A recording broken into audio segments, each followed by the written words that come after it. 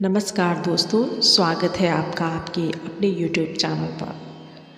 आज श्रीमद् भागवत गीता के अनमोल वचन के साथ तो चलिए प्रस्तुत करते हैं। सफलता कोई बाहरी वस्तु नहीं है, बल्कि जब आप खुद को बेहतर तरीके से समझ लेते हो तब आप सफल हो जाते हो।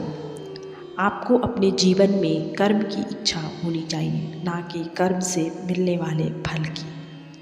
जो जितना अधिक शांत होता है वो उतनी ही गहराई से अपनी बुद्धि का प्रयोग कर सकता है। निंदा से घबराकर अपने लक्ष्य को कभी न छोड़ें, क्योंकि लक्ष्य मिलते ही निंदा करने वालों की राय बदल जाती है। जीवन में यदि खुश रहना है तो अधिक ध्यान उस चीज़ पर दें जो आपके पास है, उस पर नहीं जो दूसरों के पास है। सत्य कभी दावा नहीं करता कि मैं सत्य हूँ, लेकिन झूठ हमेशा दावा करता है कि सिर्फ मैं ही सत्य हूँ। सही कर्म वह नहीं है जिसके परिणाम हमेशा सही हो, अपितु सही कर्म वह है जिसका उद्देश्य कभी गलत ना हो। जन्म लेने वाले के लिए मृत्यु उतनी ही निश्चित है जितना कि मृत होने वाले के लिए जन्म लेना।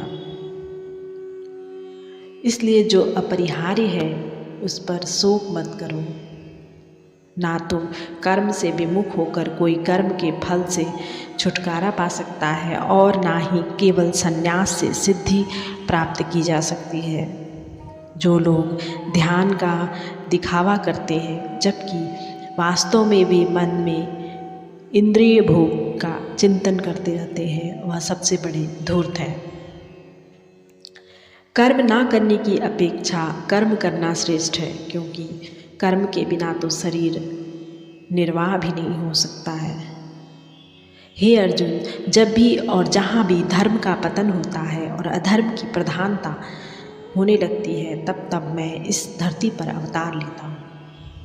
भक्तों का उद्धार करने, दुष्टों का विनाश करने और धर्म की पुनर्स्थापना के लिए मैं हर युग में अवतार लेता हूँ।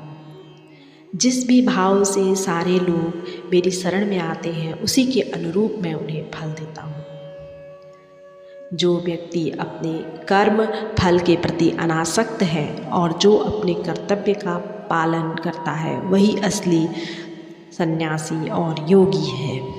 मनुष्य अपने मन का इस्तेमाल अपनी प्रगति में करना चाहिए, ना कि अपने को नीचे गिराने में, क्योंकि मन आपका मित्र भी बन जा सकता है और शत्रु भी।